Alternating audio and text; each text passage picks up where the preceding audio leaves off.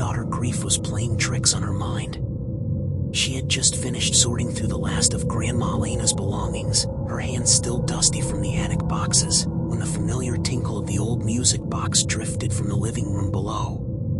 But this wasn't the delicate waltz it had always played, the one that had lulled her to sleep during childhood visits.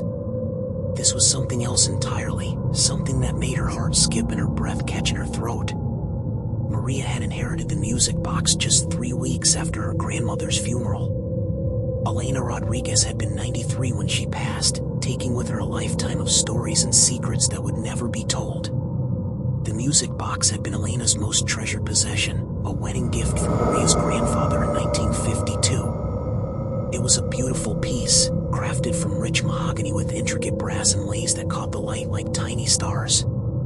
Inside, a small porcelain ballerina pirouetted endlessly to the same classical melody, a piece Elena had hummed while cooking Sunday dinners and braiding Maria's hair. Now, as Maria descended the creaky stairs of her grandmother's old house, that familiar melody was gone. In its place was Judy Garland's voice, clear as crystal, singing about bluebirds and dreams and wishes that come true. The sound filled the empty house with an impossible warmth, and for a moment, Maria could almost smell her grandmother's perfume again, that soft scent of roses and vanilla that had always meant safety and love. She found the music box sitting on the mantelpiece where it had always been, its lid open, the little ballerina spinning slowly in the golden afternoon light. Maria's hands shook as she reached for it, and the moment her fingers touched the smooth wood, the music stopped. The sudden silence was deafening, like the world had forgotten how to breathe. "That's impossible," she whispered to the empty room, her voice echoing off the walls lined with family photographs. She wound the tiny key on the bottom, just as she had done countless times as a child, and lifted the lid. The ballerina began to dance, and the familiar waltz played out in perfect, tinkling notes. Everything was as it should be, as it had always been. But Maria couldn't shake the feeling that something had fundamentally changed. She took the music box home to her apartment in the city, placing it on her bedside table where she could see it from her bed. For 3 days, it behaved normally, playing its sweet, simple melody whenever she wound it up. She began to convince herself that the stress of losing her grandmother had made her imagine things. Then came the night she couldn't sleep. It was 2 weeks after the funeral, and Maria lay in bed staring at the ceiling, thinking about all the things she wished she had said to Elena before it was too late. The apartment was quiet except for the distant hum of traffic, and she felt more alone than she had in years. That's when she heard it, soft and beautiful in the darkness. The music box was playing In My Daughter's Eyes, the song that had been her wedding dance with her husband David 8 years ago. Maria sat up in bed, her heart pounding, and stared at the music box. Its lid was closed, but she could hear the melody clearly, every note perfect and haunting in the darkness. The song seemed to fill the room with memories of that perfect day, of dancing in her white dress while family and friends watched with tears in their eyes. Maria reached for her bedside lamp with trembling fingers, flooding the room with yellow light. The music continued, seemingly coming from everywhere and nowhere at once. She approached the music box cautiously, as if it might bite her, and placed her ear against its wooden surface. The melody was definitely coming from inside, impossibly clear and beautiful. When she lifted the lid, expecting to find the little ballerina dancing, she found only silence. The ballerina sat motionless, waiting for someone to wind the key. "This can't be happening," Maria whispered, running her hands through her dark hair. She had always been a practical woman, a nurse who dealt in facts and science and things that could be explained. But there was no explaining this. She wound the key and opened the lid, and the familiar waltz began to play, the ballerina spinning in her eternal dance. Everything appeared normal, yet Maria could feel something watching her, something waiting. The next morning, she called her mother, Carmen, hoping for some explanation. "Mommy, do you remember anything strange about Grandma's music box?" she asked, pacing around her kitchen with her coffee cup clutched in both hands. Carmen was quiet for a long moment. "Why do you ask, Mija?" "It's been playing different songs. Modern songs. Songs it shouldn't know how to play." Another silence stretched between them, and when Carmen spoke again, Her voice was different, careful. "Your grandmother never told you about the music box?" "What do you mean?" "She said it was a wedding gift from Grandpa." "It was, but there's more to the story. Elena always said that music box had a mind of its own. She claimed it played different songs when she needed to hear them most. I always thought it was just her imagination. You know how she was with her stories." Maria felt a chill run down her spine. "What kind of songs?" "Well, after your grandfather died, she said it played Danny Boy for 3 nights straight. That was his favorite song. And when you were born, she swore it played lullabies she had never heard before, beautiful melodies that helped you sleep. I thought she was just getting old, but what? But there were times when I heard it too. Songs that seemed to know exactly what we needed to hear." That evening, Maria sat on her couch with her laptop, researching everything she could find about antique music boxes. She learned about the intricate mechanisms, the carefully crafted metal combs that plug specific notes, the limitations of what such devices could play. Everything she read confirmed what she already knew: a mechanical music box could only play the melody it was designed to play. There was no way to change the song without completely replacing the internal mechanism. As if summoned by her thoughts, the music box began to play again. This time, it was Tears in Heaven by Eric Clapton, a song that had sustained her through the darkest period of her life 5 years ago when she had lost her first pregnancy.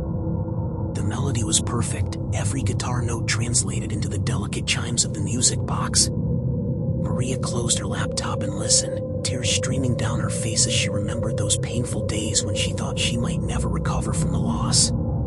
The music seemed to wrap around her like a warm embrace, and for the first time since her grandmother's death, she felt truly comforted.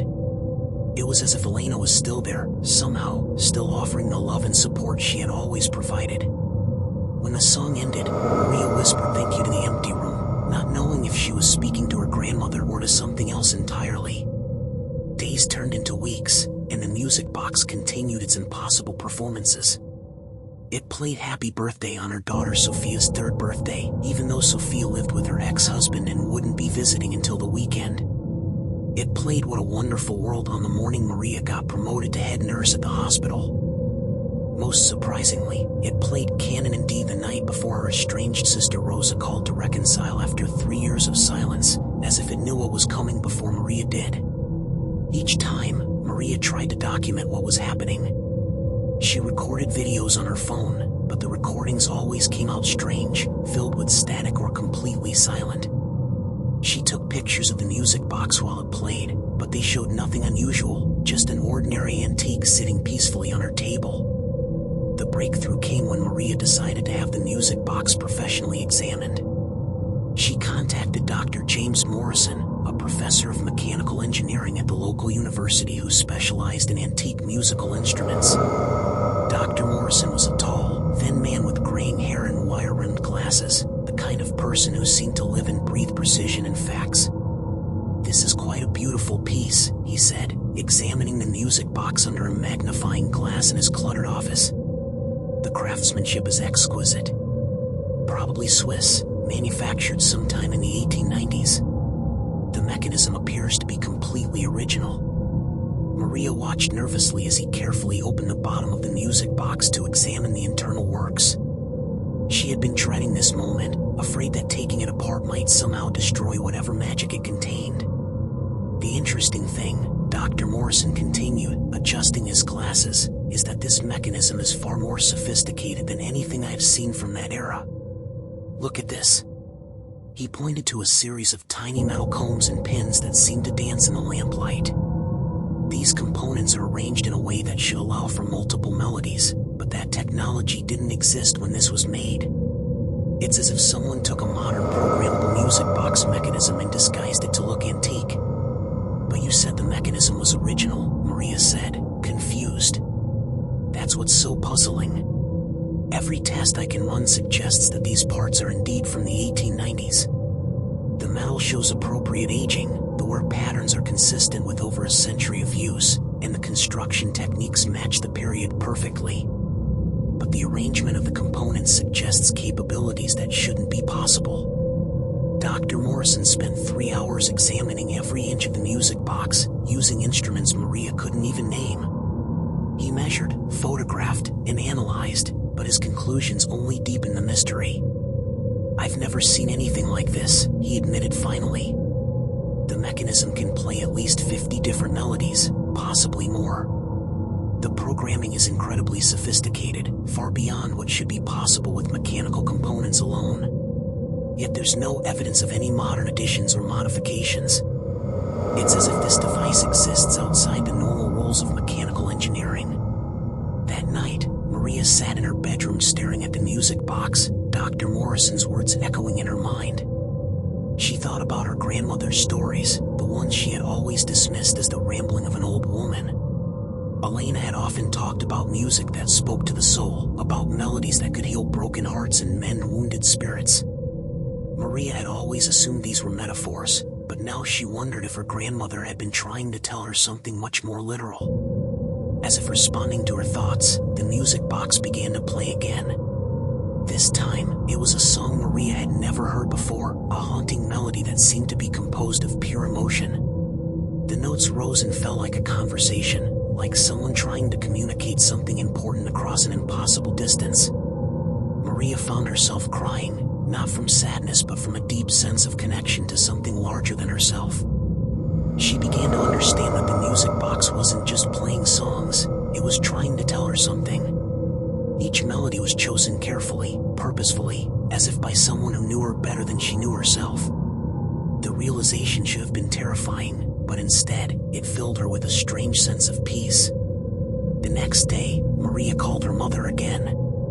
"Mommy, I need to know everything about the music box. Everything Grandma ever told you." Carmen was quiet for a long time. "There's something I never told you, Mija. Something Elena made me promise to keep secret until after she was gone." "What kind of secret?" "The music box wasn't just a wedding gift. It was a family heirloom, passed down through generations of women in our family.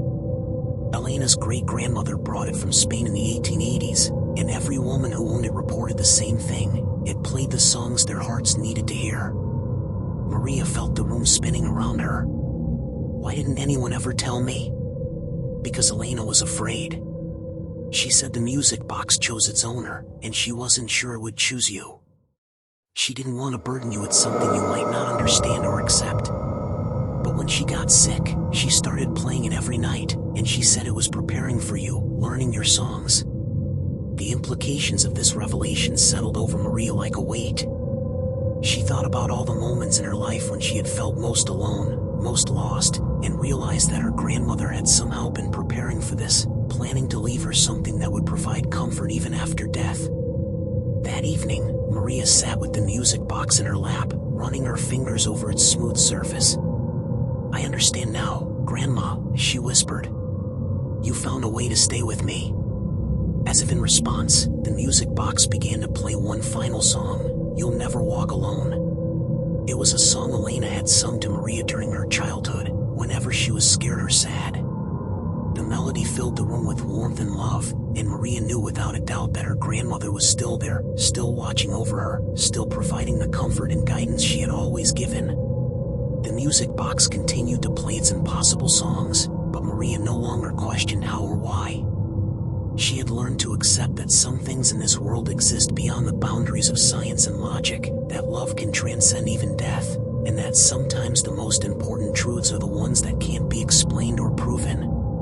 Years later, when her own daughter Sophia was old enough to understand, Maria would pass down the story of the music box, just as it had been passed down to her. She would tell Sophia about the power of love to overcome impossible odds, about the connections that bind families together across generations, and about the magic that exists in the spaces between what we know and what we believe. The music box sits on Maria's mantle now, playing its mysterious melodies whenever the moment is right, continuing its century-old mission of healing hearts and providing comfort to those who need it most. And sometimes, late at night when the world is quiet, Maria could swear she hears her grandmother's voice humming along with the impossible songs, reminding her that love never truly dies, it just finds new ways to sing.